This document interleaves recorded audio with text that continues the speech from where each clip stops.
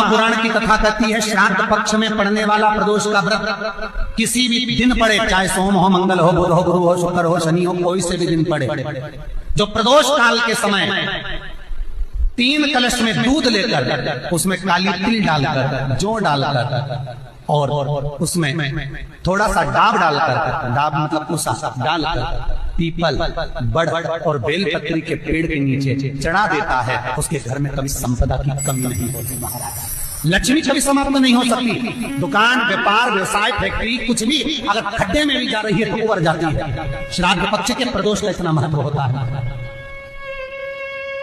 पर प्रदोष काल में ही चढ़ेगा शाम के समय। पितरों के देवता आर्यमा स्वामी चले गए। एक सरोवर के तट पर आर्यमा स्वामी ने, पितरों के देवता आर्यमा स्वामी ने भगवान शिव के लिए एक सुंदर आनंदमय भगवान शंकर का एक पार्थिव शिवलिंग का निर्माण करा।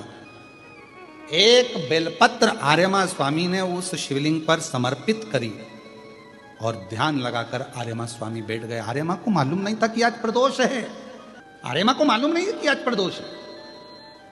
और फिर निवेदन करूं, पितृपक्ष की प्रदोष के दिन, पितृपक्ष में जो प्रदोष आती है उस प्रदोष के दिन यदि एक चावल का दाना, एक बेलपत्र और एक लोटा जल कोई दिल से बाबा को चढ़ा देता है, प्रदोष काल में घी का दिया लगा देता है, उसके पूर्वजों को पिंड अपने आप प्राप्त हो जाता है, तर्पण अपने आप मिल जाता है। उसको नहीं मालूम कि प्रदोष है, आर्यमा स्वामी के स्मरण में नहीं था। आज तो वो दिन है जिस दिन मेरे शंकर भगवान पार्वती और के साथ में वर प्रदान करते हैं, आनंद प्रदान करते हैं। मैं समझना चले, आर्यमा स्वामी ने पार्थिव लिंग का निर्माण किया। रमे स्मरण में, आनंद में, चित्त में, और भगवान शिव का पार्थिव शिवलिंग का निर्माण कर लिया। पूजन करने के लिए बैठ गए। 17 सितंबर से 17, 18, 19, 20, 21 5 दिन अमावस्या तक, पितृ के 5 दिन जो पीछे के हैं पितृमोक्ष के, ये 5 दिन जो ऑनलाइन कथा चलेगी, जितने भी शिव भक्त कथा को श्रवण कर रहे हैं, आपसे निवेदन है अपने अपने घर में ये 5 दिन की जब कथा चले 17 से 21 तक, तो एक चावल का दाना अपने साथ लेकर कथा सुने, या अपने पूर्वजों का फोटो रखकर कथा सुने, या परिंदे के पास में एक दिया लगाकर कथा सुने, या भगवान शिव का स्मरण कर कर एक चावल का दाना लेकर कथा सुने, और बाद में वो चावल का दाना परिंदे को छुआकर तुम्हारे घर में जो शिव जी हो, शंकर जी का मंदिर हो, शिवलिंग हो, मंदिर को आसपास में कहीं पर भी वो चावल का दाना शिव को समर्पित। 5 दिन पितृपक्ष के जो अमावस्या वाली कथा आएगी उसको आप दिल से सुनना, हृदय से सुनना, पितरों के मुक्ति हेतु सुनना, उनके मोक्ष हेतु सुनना। 5 दिन ऑनलाइन सुनो, उसको अपने घरों में रहकर सुनना, ऑनलाइन श्रवण करना और बाबा से अपने हृदय की बात कहना। फिर हम अगले वर्ष जो पितृपक्ष आएगा उसके पहले तुमसे बात करेंगे कि तुमने पितृपक्ष में जो मांगा था बाबा ने तुमको दिया कि नहीं दिया। 17 तारीख से जो ऑनलाइन कथा होगी, ये तो कथा आज विराम हो जाएगी 15 तारीख को, 17 से जो चालू हो उसका इस्तेमाल पितरों की शांति के घर में रहकर ऑनलाइन उसको श्रवण कर। कितना फल है उस कथा का, लाभ। आर्यमा स्वामी ने शिवलिंग का निर्माण किया। ध्यान नहीं है कि प्रदोष है। कभी कभी हम टीवी पर कथा श्रवण करते रहते हैं, हमारे स्मरण में नहीं आता कि आज कौन सी तिथि है, पर कथा सुनने बैठ गए, उस तिथि के दिन हमारे कानों में ऐसी कथा पहुंच जाती है कि हमारा कल्याण बाबा अपने आप करना प्रारंभ कर देता है, हमारे दुख मिटाना बाबा प्रारंभ कर देता है, हमारी तकलीफें मिटाना शिव प्रारंभ कर देता है। हमारे स्मरण में नहीं, ध्यान नहीं आ पाता कभी कभी। शिव कथा कर रही है आर्यमा स्वामी ने, जैसे ही शिव जी की आराधना करी, भगवान शंकर, अब गणेश जी ने गलत कहा था क्या, तुम्हें कहीं नहीं जाना है, तुम क्यों जाओ, क्यों भटको, क्यों भटको, तुम तो शंकर का स्मरण करो, शिव को भजो, जहां बैठकर भजोगे वहीं मिलेगा। आस्था चैनल के सामने बैठकर कथा सुन रहे हो तो भी फल मिलेगा, मोबाइल पर कथा सुन रहे हो तो भी फल मिलेगा, और कथा के पंडाल में बैठकर कथा सुन रहे हो तो भी फल मिलेगा, तुम जहां बैठे। ये शंकर की कथा है, शिव महापुराण कथा है, शंकर हर जगह है। श्वास में शिव, श्वास निकल गई तो शव। श्वास है तो तुम शिव हो, श्वास निकली तो तुम शव हो। तो श्वास जहां चल रही है वो शिव ही है। इसलिए शंकर को कहीं ढूंढने मत जाओ, कहीं मत ढूंढा। गणेश जी ने कह दिया कहीं मत जाओ, बैठ गए एक जगह पर, बना लिया पार्थिव लिंग, पार्थिव लिंग का निर्माण कर लिया। अब ये पार्थिव लिंग का निर्माण करना, ये भी तो वही भाव आ गया, कंकर में शंकर को ढूंढ लेना। कण कण में शिव है, पार्थिव बनाया है, बालू से, मिट्टी से, रेत से, कण कण में शिव है, उसी में तो ढूंढा है। आर्यमा स्वामी ने ओम नमः शिवाय, ओम नमः शिवाय, ओम नमः शिवाय, ओम नमः शिवाय, ओम नमः शिवाय जप रहे हैं, जपा रहे हैं। शिवजी प्रकट हो गए, सामने आ गए, भगवान शंकर सम्मुख में और भगवान शंकर सामने। मांगो क्या चाहिए? आर्यमा स्वामी कहने लगे प्रभु जी बड़ी कृपा करिए। गणेश जी बिल्कुल सत्य कहे थे, ढूंढने जाने की जरूरत नहीं है, भगवान को बस एक जगह पर बैठकर भज लो, परमात्मा मिल जाता। क्यों भटक रहे हो? काय के लिए जा रहे हो? कहां जा रहे हो? एक जगह बैठकर उसको भजो, मिलेगा। मिलन का, मिलने की भीतर से अग्नि बहुत तीव्र होना चाहिए, मिलन की अग्नि, तो परमात्मा मिलेगा। आप किसी के लिए सोच के बैठ जाओ, प्रैक्टिकल करना, तुम किसी के लिए सोच के बैठ जाओ मुझे इससे मिलना है, मुझे इससे मिलना है, मुझे इससे मिलना है, मिलोगे। सोच के बैठो 4 दिन 5 दिन, मुझे मिलन की आस को लगाओ। आर्यमा स्वामी कहते हैं कि मैं पितृपक्ष में जहां जहां गया, ब्रह्मलोक, नारायण लोक, वैकुंठ लोक, इंद्र के पास गरुण वरुण सब दूर घूमी आया, सबने मेरा आदर करा, सबने मुझे खूब माल खिलाया, पर अब मेरा मन पितृपक्ष में ये आपकी भूमि मृत्यु लोक में आया हूं, आपके धाम में आया हूं, मृत्यु लोक में, आपके धाम में। हाँ, क्या मिलेगा मुझे? सब जगह गया, सब जगह आदर हुआ, सम्मान हुआ, सत्कार हुआ, भोजन हुआ, पकवान हुए, कहीं खीर, कहीं पूड़ी, कहीं भजिया, कहीं पकौड़ा, कहीं कुछ ये, कहीं कुछ वो, इमरती, जलेबी, सब मिला, पर आपके धाम आया हूं, क्या मिलेगा? शिव जी कहते हैं अब मैं तुम्हें वो दूंगा जो तुम्हारा भी कल्याण करेगा और पूरे जगत का, जितने पितृ हैं सबका कल्याण करेगा। क्या? तो शंकर भगवान ने कहा इसी स्थान पर बैठ जाओ, मैं तुम्हें कथा श्रवण कराता हूं। कथा? हाँ, शंकर भगवान कहते हैं शिव जैसा कोई वक्ता नहीं और शिव जैसा कोई श्रोता नहीं। वेद व्यास जी लिखते अपनी धर्म पत्नी को जो अमरनाथ की गुफा में कथा सुना रहे हैं, शिव जैसा वक्ता नहीं। स्वयं सती को लेकर कुंभज ऋषि के आश्रम में जाकर कथा सुन रहे हैं, तो शिव जैसा श्रोता भी नहीं, वक्ता भी शिव जैसा नहीं और श्रोता भी शिव जैसा नहीं। चलो मैं तुम्हें कथा श्रवण कराता हूं। भगवान की कथा में आर्यमा स्वामी को ऐसा डुबो दिया, राम नाम, कृष्ण नाम, शिव नाम में ऐसे डूब गए। और आर्यमा स्वामी आखिरी में फिर वहां से जाने लगे तो शिव कहने लगे अगर पितृपक्ष में मृत्यु लोक में कहीं शिव महापुराण की कथा का रसतत्व शिव भक्त के मुख से सुनने को मिल जाएगा, आर्यमा स्वामी जो जो श्रवण करेगा उसके पूर्वज, उसके पितृ तर जाएंगे, उनका मोक्ष हो जाएगा। आर्यमा स्वामी ने जो सी कथा सुनी, वचन दिया अगर पितृपक्ष में कोई भगवान की अविरल कथा का रसतत्व शिव महापुराण को धारण करेगा, सुनेगा, सुनाएगा, भाव से मनन चिंतन करेगा, आर्यमा स्वामी कहते हैं उनके पूर्वजों को मैं स्वयं मुक्त कर दूंगा, स्वयं मुक्त।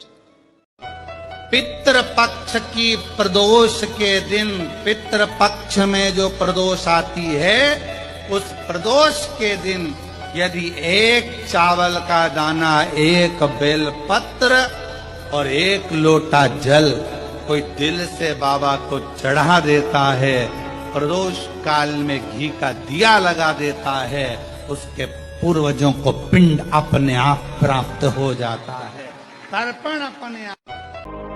पितृ दोष है, इसके लक्षण थे घर में अशांति होना, घर में 4-5 लोग रह रहे हैं, जरा जरा सी बात में क्लेश हो, समझ लो पितृ दोष है। पितृदोष। 1 रुपया कमा कर लाओ, 1.25 रुपए खर्च हो, खूब पैसा आए हाथ में दिखे ही नहीं, समझ लेना पितृदोष। 4 दिन दुकान अच्छी चले, बाकी के समय बैठना पड़े, समझ लेना पितृदोष। घर में बच्चे चिड़चिड़े हो जाएं, गलत संगति में डूब जाएं, समझ लो चिड़चिड़ हो रहे हैं, पितृदोष। घर के बच्चे माता पिता का आदर ना करें, सम्मान ना करें, तेज आवाज में बात करें, समझ लो पितृदोष। पितृदोष मालूम पड़े। और इतने से भी अगर आप नहीं समझ सकते, परिवार का कोई एक व्यक्ति जब जब भोजन करने बैठे तब तक उसकी थाली में बाल आए, भले वो होटल में खाए तो भी बाल आ जाए, वो कहीं खाना खा रहा है तो बाल आ जाए। 8-15 दिन में, 4 दिन में, 3 दिन में, 2 दिन में, 6 दिन में आपकी थाली के भोजन में अगर बाल निकल रहा है, केश निकल रहा है, समझ लेना कि पितृ आपसे कुछ मांग रहे हैं, पितृ आपसे कुछ चाहती है। क्योंकि पितृ बोलते नहीं आता, केवल घर का व्यक्ति जब भोजन करने बैठेगा, सब अच्छे से बनाया, सब अच्छे से करा, फिर भी थाली में अगर बाल निकल रहा है। और कोई व्यक्ति ऐसा होता है जिसकी थाली में बार बार बाल आता है, वो कितने के लिए पत्नी को भी कह दिया, परिवार को भी कह दिया, तो भी वो होटल में खाएगा तो बाल आ जाएगा, अचानक आ जाएगा, भले पानी पिएगा तो आ जाएगा, कुछ खाएगा तो बाल आ जाएगा। 8 दिन में, 15 दिन में, 6 दिन में उसके भोजन में बाल आएगा। अगर समझ लो पितृ कुछ कहना चाहता, पितृ कुछ बताना चाहता, कुछ वर्णन करना चाहता। घर में अगर आप उससे भी नहीं समझ सकते तो घर में बैठे बैठे एकदम गंध आने लगे। 8 दिन में, 4 दिन में, 6 दिन में, ना जाने कौन सी गंध की बदबू सी आ रही है, कोई गंध आ रही है, कोई सुगंध सी आ रही है, कोई गंध सी आ रही है, समझ लो पितृ की छाया पड़ रही है, पितृ कुछ मांग रहा है। 8 दिन में, 15 दिन में कोई भी, अगर आपको नहीं आएगा तो कोई दूसरा कहेगा, आज घर में ऐसी गंध क्यों आ रही है, कोई आदर कर देगा, गंध क्यों आ रही है, उसका मतलब है पितृ आपसे कुछ मांग रहा है, कुछ कहना चाहता है। गया क्षेत्र में जाकर जो पिंड देगा, आकर जो बद्रिकाश्रम में जिस जगह पर मेरे हाथ से ये ब्रह्मा का कपाल गिरा है, यहाँ आकर ब्रह्म कपाली करेगा, उसके पूर्वजों को, उसके पितरों को कभी जिंदगी में कहीं भटकाया नहीं जाएगा, उसके पूर्वज सीधे वैकुंठ धाम में निवास करेंगे। इसलिए गया का पिंड और बद्री नारायण की ब्रह्म कपाली जगत में प्रसिद्ध है, जगत में प्रसिद्ध।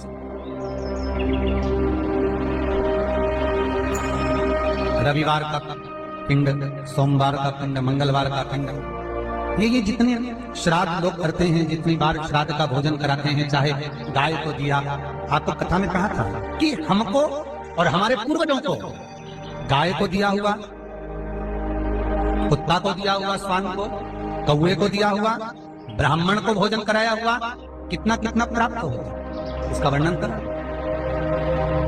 महाराज। कितना कितना भाव किस चीज का है, उसका व्याख्यान वर्णन करें। 16 दिन श्राद्ध के पितृ मृत्यु लोक में रहेंगे, अपने अपने घर में जाकर भोजन करेंगे, तब तक 16 दिन तक अग्नि देवता इन पितरों के साथ रहेंगे। इसलिए हिंदू धर्म में रीति है कि श्राद्ध पक्ष में कंडा जलाकर, गोबरी जलाकर, उसको जलाने के बाद उस पर घी, शक्कर, धूप छोड़ो।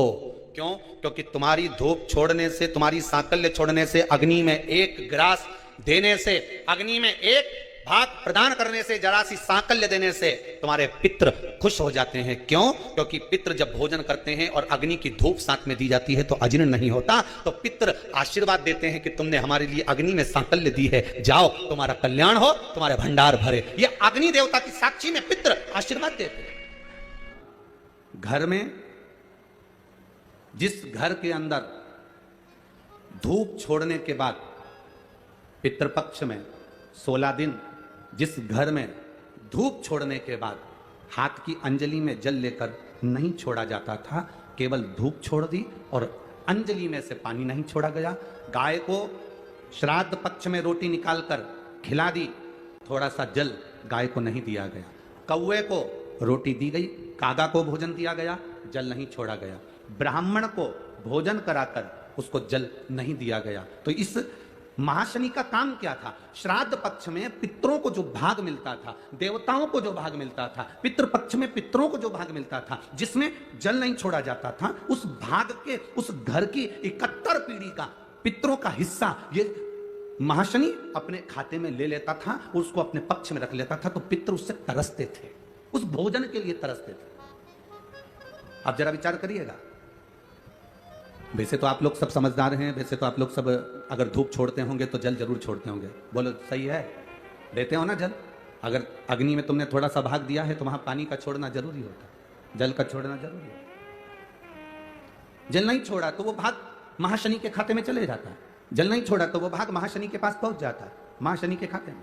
अब महाशनि उस भाग को एकाग्रित करता गया। जब उसने बहुत सारा भाग एकाग्रित कर लिया, तब उसने देवताओं पर आक्रमण कर दिया। जब महाशनि के पास में जब बहुत सारा भाग आ गया, तो उसने आक्रमण कर दिया। आक्रमण करा, जैसे आक्रमण किया तो देवलोक पर अपना कब्जा जमाने लगा, इंद्रलोक पर अपना कब्जा जमाने लगा। महाशनि ने आक्रमण करते सब जगह पर अपना कब्जा जमा लिया। महाशनि का काम क्या है? महाशनि का कर्म क्या है? अगर वो धूप छोड़ने के बाद पानी नहीं डलता है, जल नहीं दिया जाता है, पितरों को जल नहीं प्रदान किया जाता है, तो वो भाग जो महाशनि लेता है, उसका स्थान हमारे घरों में भी बनता चले जाता है। उससे होता क्या है?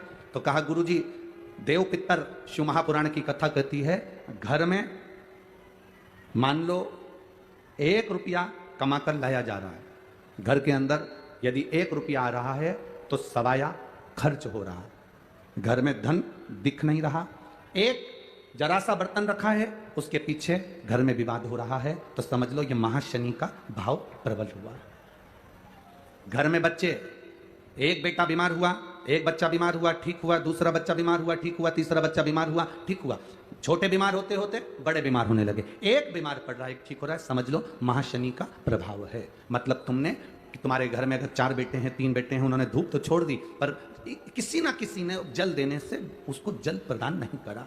गाय को रोटी तो श्राद्ध पक्ष में दे दी, पर जल नहीं दिया गया। गाय को अगर रोटी देने जा रहे हो तो थोड़ा सा बाल्टी में पानी भर कर ले जाओ। अगर बाल्टी में भी पानी नहीं ले जा सकते, थोड़ा सा जल उसके मुख पर जरूर देना चाहिए कि वो जल का आचमन कर ले। कौवे को अगर भोजन दिया है, कागा को अगर भोजन दिया है, थोड़ा सा जल का भाग भले कटोरी में भर कर ले जाओ और छत पर थोड़ा सा भाग जल का छींटो, पर छींटना जरूर है। तो पूछो तो कि यह पानी क्यों फेरा, यह हाथ क्यों फेरा? उसका कारण केवल इतना सा था कि वो महाशनि हमारे भोजन के भाग को ग्रहण ना कर ले और मेरे घर में से समृद्धि, लक्ष्मी, वैभव और शांति ना चले जाए। इसलिए भोजन कराने से पहले जल का हाथ फेर देती थी, जल का हाथ फेर दिया जाता था। अब उसको समझने वाला समझ सकता है, जो समझदार होगा वो समझेगा। पूज, चतुर्थी, अष्टमी, दशमी, एकादशी, प्रदोष, शिवरात्रि, ये तिथियां ऐसी तिथियां हैं जिन तिथियों पर अगर भूलवश भी श्राद्ध पक्ष की दूज, चतुर्थी, अष्टमी, दशमी, एकादशी, प्रदोष, शिवरात्रि, ये श्राद्ध पक्ष की वो तिथियां हैं जिन तिथियों पर अगर गौ माता को 1 चुल्लू पानी भी अगर पिला दिया जाता है तो हमारे पूर्वजों को तर्पण और तिलांजलि की जरूरत नहीं पड़ती, वो तर जाता है। श्राद्ध पक्ष की ये तिथियां आप भी बोलिए कौन कौन सी? दूज, चतुर्थी, अष्टमी, दशमी, एकादशी, प्रदोष और शिवरात्रि, ये बहुत तिथियां हैं। अगर भूलवश भी अगर कोई गाय को पानी दे देता है, भूलवश भी हमारे घर में आए हुए किसी अतिथि को, हम किसी को नहीं पहचानते, उस व्यक्ति को हमने अगर अपना पास में रखी हुई जल के पात्र में से भी अगर जल दे दिया होता है और उसने अपनी प्यास बुझा ली होती है, तो हमारे पूर्वज, ये श्राद्ध पक्ष में इसका फल 1000 लाख गुना हो जाता है। लाख गुना, 1000 लाख गुना इसका फल श्राद्ध पक्ष में। ये तिथियां एक ऐसी तिथियां हैं जिन तिथियों पर श्राद्ध पक्ष में गौ माता को भूल चूक से भी अगर किसी ने पानी पिलाया या कोई साधारण व्यक्ति जिसको तुम पहचानते नहीं, जिसको तुम जानते नहीं, जल का आचमन भी करा दिया तो भी सुख है। उन तिथियों का स्मरण आप फिर करेंगे। दूज बोलते जाओ, चतुर्थी, अष्टमी, दशमी, एकादशी, प्रदोष, शिवरात्रि, ये श्राद्ध पक्ष की वो तिथियां हैं जिसमें